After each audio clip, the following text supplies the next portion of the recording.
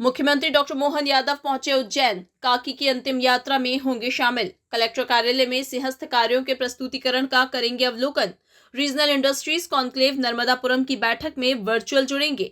कपिला गौशाला रत्नाखेड़ी भी पहुंचेंगे। मुख्यमंत्री कान्ह नदी क्लोज डक्ट परियोजना का करेंगे अवलोकन। मुझे इस बात का संतोष है कि लगातार औद्योगिक निवेश खास करके हमारे सभी युवाओं को काम मिले। युवा में भी जो तकनीकी रूप से दक्ष आईटी के बीटेक, एमटेक या अलग अलग उच्च शिक्षा से जो शिक्षित व्यक्ति हैं या रोजगार चाहने वाले हमारे युवा मित्र हैं, सभी को सभी प्रकार की अवसर मध्य प्रदेश में उपलब्ध कराने के लिए हमने सरकार बनने के बाद औद्योगिकीकरण का एक जो अभियान चलाया है, उसमें हर संभाग पे जाकर के बड़े आयोजन करना। उस कड़ी में कल 7 तारीख को नर्मदापुरम अर्थात पुराने होशंगाबाद संभाग पर एक बड़ा रीजनल कॉन्क्लेव होने वाला है।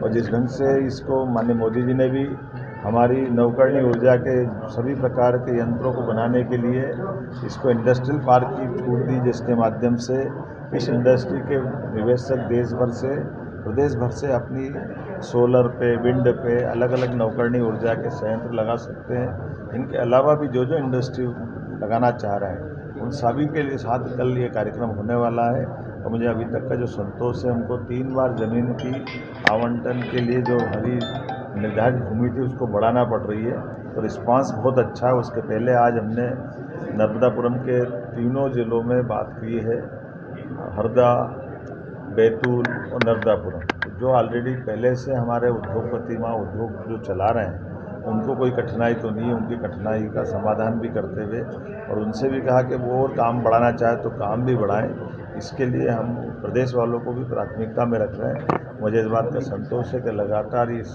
औद्योगिक निवेश के माहौल में बड़े पैमाने पर निवेशक भी आ रहे हैं और यहाँ रोजगार के अवसर भी उपलब्ध हो रहे हैं और हमारी आर्थिक रूप से प्रदेश की संपन्नता भी बढ़ रही है। मैं अपनी ओर से आज यहाँ उज्जैन में यहाँ से वीसी के माध्यम से मैंने जुड़ करके उस योजना के विस्तार से बात कही है। मुझे संतोष है कि कल की रीजनल कॉन्क्लेव हमारी बहुत अच्छी होगी, क्योंकि हमारे अपने देश और प्रदेश तो अंदर आ ही रहे हैं, बाकी 5 विदेश के लोग भी कल आकर के अलग अलग प्रकार से इन निवेशकों के साथ हमारे इस आयोजन में शामिल होंगे। एक और हमारे अपने सिंहस्थ के आयोजन को लेकर के सभी साधु संतों को सबका आग्रह था कि 1980 के सिंहस्थ से लगा करके 80, 92, 2004, 2016 यहाँ लगातार गंभीर का पानी मिला करके स्नान करना पड़ रहा था। तो इसलिए जब यहाँ स्नान की इच्छा उज्जैन में होती है तो शिप्रा जी के जल से ही स्नान करने की इच्छा होती है। हमने इस बार की योजना बनाई है सिलारखेड़ी सेवरखेड़ी डैम के माध्यम से जो बारिश का बड़े पैमाने पर पानी आता है उस पानी को स्टोर करके पूरे साल न केवल सिंहस्थ में बल्कि पूरे साल छिपरा के किनारे पर धीरे धीरे पानी बरसात के बाद छिपरा जी का ऊपर डैम से छोड़ेंगे तो हमारे सभी घाट पे छिपरा जी का पवित्र जल मिलेगा, जिससे उनकी स्नान की आकांक्षा पूरी हो। साथ ही साथ इस पानी को पीने के लिए भी हम सप्लाई करने का प्लान हमने हरियाखड़ी डैम से बनाया है। उम्मीद कर रहे हैं कि एक बूंद को सहेजते हुए नगर की आवश्यकता को भी पूर्ति करें, नागरिकों को स्नान के लिए भी मिले और सबकी भावनाओं का सम्मान हो। मैं उम्मीद कर रहा हूँ कि सिंहस्थ के इस आयोजन में अभी तक के सारे आयोजनों में सबसे बेहतर साबित हो। हम सब मिलेंगे तो निश्चित रूप से इस पूरे आयोजन को बहुत अच्छे से करें।